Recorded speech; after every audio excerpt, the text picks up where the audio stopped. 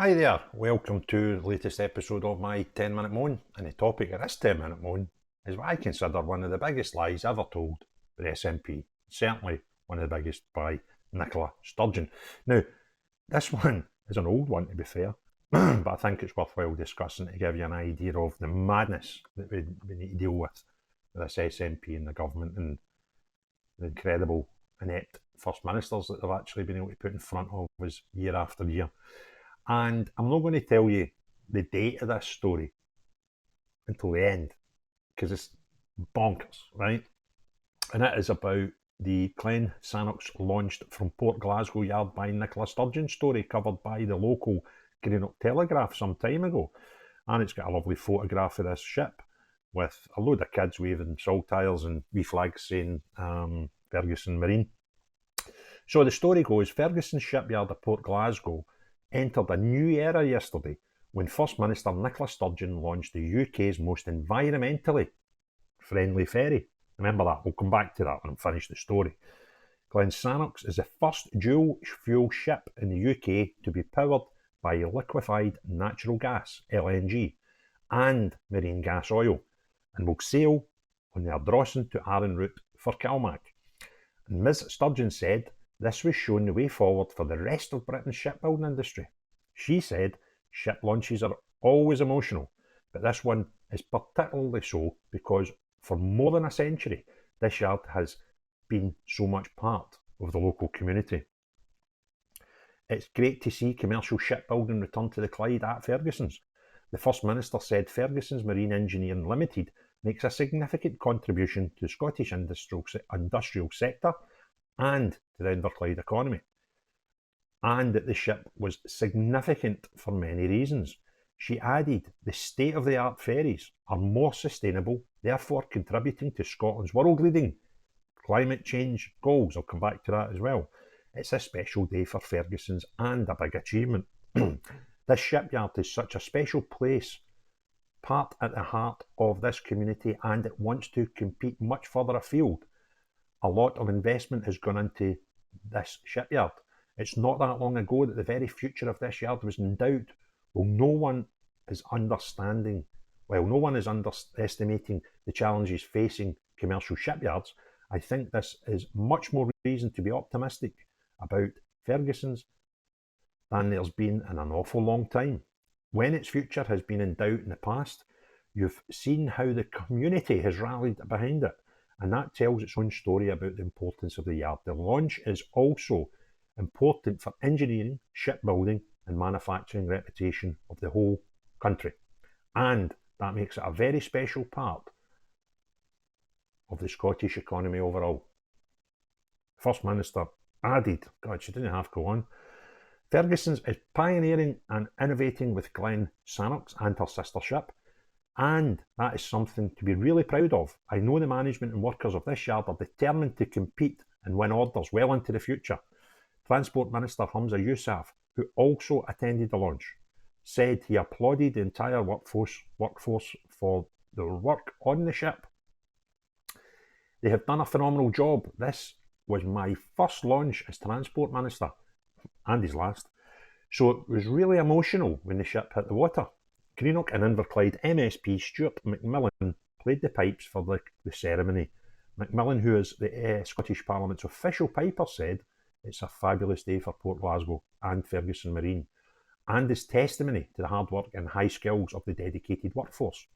Glen Sannox and a sister ship being built alongside were ordered in a £97 million contract. That changed. By the Scottish Government through Port Glasgow-based CMAL, Caledonian Marine Asset Limited, who own the vessels and harbours used by Calmac. Both 102-metre ships are designed to carry 127 cars or 16 heavy goods vehicles, or a combination of both, and up to 1,000 passengers. Yard owner, blah, blah, blah, more nonsense. And there was a bit I did want to, this is Jim McCall going on about, he doesn't own them anymore. But there was a bit about when it was going to get used. Oh aye, Mr. Ross Drummond, Calmac's service delivery director added, "The launch of the vessel is an exciting time in its construction, and we are pleased to see the first of the new ships being built at Port Glasgow reach this important milestone. As the end customer for MV Glensannox, we are looking forward to welcoming her to our fleet in due course." Due course. Challenges presented by the complex specification of the vehicle caused a 2-month delay in the launch of Glensannox and will mean she will not be delivered to Calmac until the winter 2018-19, rather than next summer. This is when I can get to the bit about how old this story is. And this is a bit that clicked my head. The launch was also attended by Greenock Sea Cadets and pupils from St Michael's, St John's, St Ninians, Gourock and the Langside Primaries, as well as Craig Marlock's School and Lockview Academy. This is the best bit. Flowers were presented to the First Minister by a 6-year-old Casey Murphy, whose mum, Louise Larkin, is the Yard's first apprentice draftswoman. That's fantastic. I like that wee bit. Right, that's quite nice. So Louise Larkin was the Yard's first apprentice draftswoman. My father was a draftsman, so that's quite close to my heart. And our wee daughter, wee Casey, got to present Nicola Sturgeon with a bouquet of flowers. That's nice, I like that. However, this is the bit when you can really put it into context. If you're 6-year-old in primary 2 at school, these ships are still not in active service. We launched them in 2017. You with me? 2017. Now, wee Casey would have been in primary 2 at the time. Wee Casey, been born in 2011, therefore, if she was 6 in 2017, will be going into high school this summer. She'll be doing her wee trips to her whatever high school she's going to go to now to get her ready for her new career as a high school pupil. And the ship that she was at the launch of to present a bouquet to the First Minister, who was there for the camera taking all the plaudits, still isn't in service. What was the point?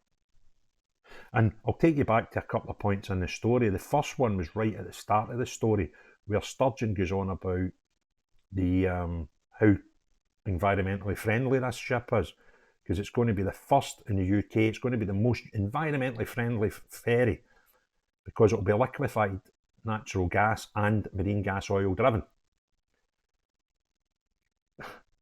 Where's her quote? These state-of-the-art ferries are more sustainable, therefore contributing to Scotland's world-leading climate change goals. That'll be the world-leading climate change goals that you put in the bin last month. It is just constant bollocks. You put a boat into the water that couldn't do so in its own steam because the biofuel engines have never turned. There is problems about how you're going to get the LNG onto the boat in the first place. What the carbon footprint is involved in actually getting it close to the boat, I don't know, but it looks pretty shit, right? And then you've got to think, well, how do we get that onto the boat? There's no storage of LNG of any of its mainland ports. These are hopeless. These have built these things 7 years ago, or just coming up 7 years, 6.5 years ago, you launched this thing. It's still not in service. This was nothing but a bit of blatant PR spin. What was going on in 2017 that you needed some photo ops? I wonder. I just wonder. Was there an election coming up?